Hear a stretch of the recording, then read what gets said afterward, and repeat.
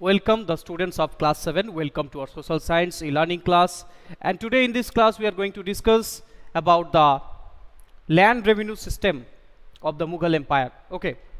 So it is present in page number 52 of your history book. So open page number 52 and follow. So the name of the subunit is Zabt and Zamindars. Okay. It is from chapter 4 from Mughal Empire. So what is Zabt and who were called the Zamindars? You know, the main source of income of the Mughal Empire were the taxes collected from the peasants, called land revenue. And the Mughal used the term zamindars to describe the intermediaries who were responsible to collecting taxes or land revenue from the peasants. So whether they were local headmen of the villages, otherwise some powerful chieftains. Okay. So they were given the responsibility to collect the land revenue and were called zamindars most of the cases. Akbar's revenue minister Todermal carried out a survey on the crops for a 10-year period, and on that basis fixed taxes. Okay, so it's a very famous taxation system about introduced by Todermal. Okay, Todermal previously was the revenue minister of Sher Shah, but Akbar also appointed him as a revenue minister. Okay, or Diwan, chief Diwan of Mughal Emperor. So at the time, each of the provinces called Suba was divided into some revenue circles, and those Subas also divided some administrative units such as Sarkar, and under Sarkar there are some Parganas. Sarkars like districts and Parganas like today's blocks, and under Parganas there are some mahals sometimes, and under mahals there are mahal means some group of villages. Okay, and like today's gram panchayat, and under these mahals there are some grams or villages.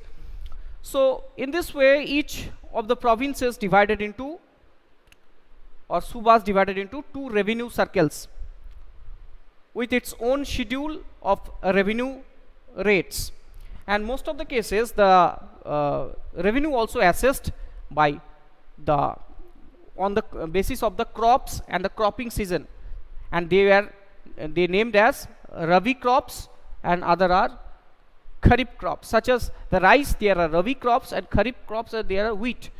Okay, so at the time three types of revenue system introduced and in different parts of the subcontinent, such as Gallabaks. Number 2, it is the Kankut or Danbadian, and number 3, it is the Zabt. So what is Zabt? That in this system Mughal administrators and the surveyors, they collected the record as per the average production of yield or crops on a particular piece of land, and they measured the size of the land with bamboo rods or chains and make an average, and on the basis of that calculation they decided the annual revenue of that particular agricultural field. Okay, and this Zabt system was introduced in Delhi, Allahabad, Awadh, Agra, Lahore and Multan, but this was not possible to such provinces such as Gujarat and Bengal. So in Gujarat and Bengal, Zabt was not introduced. Okay, and Mughal administrators could survey the land very carefully time to time, and they keep very careful accounts about these revenues, and different revenue officials appointed in different administrative units or different revenue circles. Okay, in some areas the zamindars exercised a great deal of power. Sometimes they also maintained the law and order of that particular village from where they were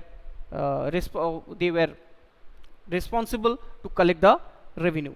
So the exploitation by Mughal administrators could drive them to rebellion. Sometimes when the Mughal administrators, they asked for too much revenue, the rate of revenue was too much, then the zamindars sometimes they drive them, they organized some rebellion. So sometimes zamindars and the peasants of the same caste aided in rebelling against Mughal authority. Okay, sometimes peasants and zamindars, they together involved in the rebellion against the Mughal authorities. So these peasant revolts challenged the stability of the Mughal Empire from the end of the 17th century. So this was another reason after the 17th century, that the revolt of the peasants and zamindars against the Mughal authority for the decline of the Mughal Empire. Okay, so the revenue system was very much important for the stability of the Mughal Empire, students. Okay, so I hope you have understood the revenue system, okay, of the Mughal administration, the Mughal Empire. Okay, so thank you for watching. See you in the next class.